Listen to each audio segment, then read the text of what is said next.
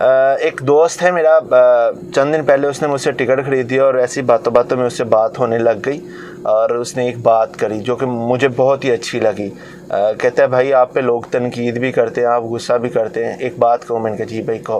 कहते हैं एक बुज़ुर्ग थे ना, तो वो दरिया किनारे बैठ के वज़ू कर रहे थे और साथ में से कोई शैतानी टाइप बंदा गुजरा और उसने कहा भाई तू इधर वज़ू कर रहा है, इसी नदी नाले दरिया में जो पीछे वो कुत्ता उधर पानी पी रहा है जनाब। तो बुज़ुर्गों ने बड़ा ही अच्छा जवाब दिया। ये उन लोगों के लिए जो हेटर्स हैं, जो तनकीद करते हैं, बुज़ुर्गों ने बहुत ही अच्छा जवाब दिया। वो ये था कि भाई कुत्ते के मुंह मारने से दरिया गंदा नहीं हो जाता। अस्सलाम वालेकुम रहमतुल्लाहि व बरकातुहू। उम्मीद करता हूँ सब दोस्त खैरियत से होंगे। आप देख रहे हैं SM अब्बास यूट्यूब चैनल। मुझे कहते हैं जी अब्बास। रोज़ाना की तरह तो नहीं कह सकता, लेकिन वीकली कुछ ना कुछ नई अपडेट्स लेके आप दोस्तों की खिदमत में ज़रूर हाज़िर होता हूँ, ताकि उससे जो मलेशिया में रहने वाले दोस्त हैं, भाई हैं, बहनें हैं, उनकी रहनुमाई हो सके।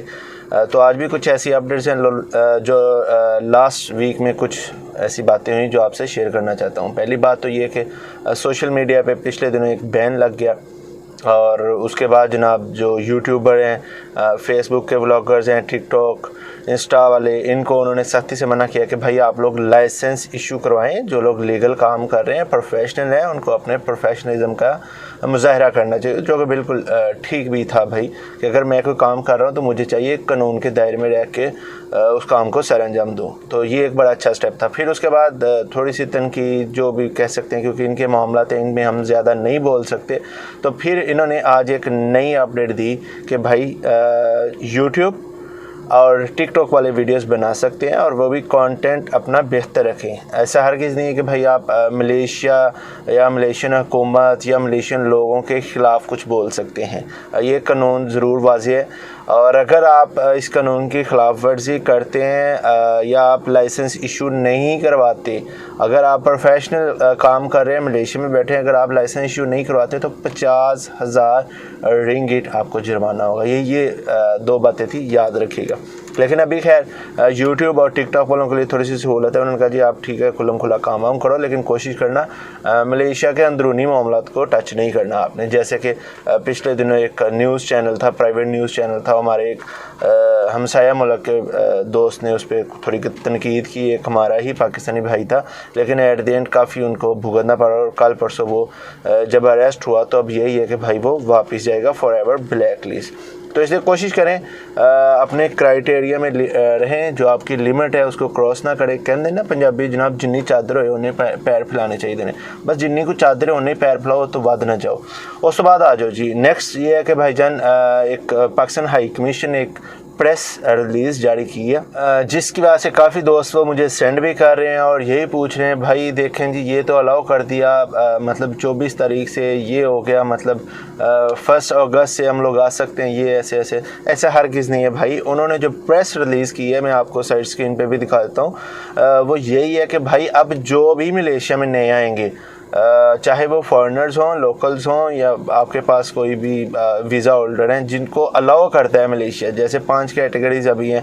PR वाले आ सकते हैं, डिप्लोमेट पासपोर्ट आ सकते हैं, उसके पास मलेशिया सेकंड होम वाले आ सकते हैं, शादी वीज़ा वाले आ सकते हैं। ये मतलब जो मुख्तलिफ 4-5 कैटेगरीज हैं ये आ सकते हैं। विज़िट वीज़ा वाले अभी तक अलाउ नहीं है और जो उधर वर्किंग वीज़ा होल्डर हैं वो भी अभी तक अलाउ नहीं है। उनके लिए भी यही शिक है कि भाई आप DG इमिग्रेशन से अप्रूवल लें और तो तब ही आएंगे।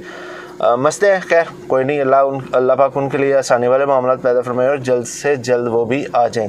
लेकिन ये है कि जो लोग आ सकते हैं उनको अब क्वारंटाइन खुद करना पड़ेगा भाई, जहाँ पे ये मलेशिया हुकूमत या आपको डिपार्टमेंट जो भी एयरपोर्ट वाले लेके जाएंगे, और इसका बिल आपको ही पे करना है जैसे स्टार्टिंग में हुआ था। इसका बिल आपको ही पे करना होता है।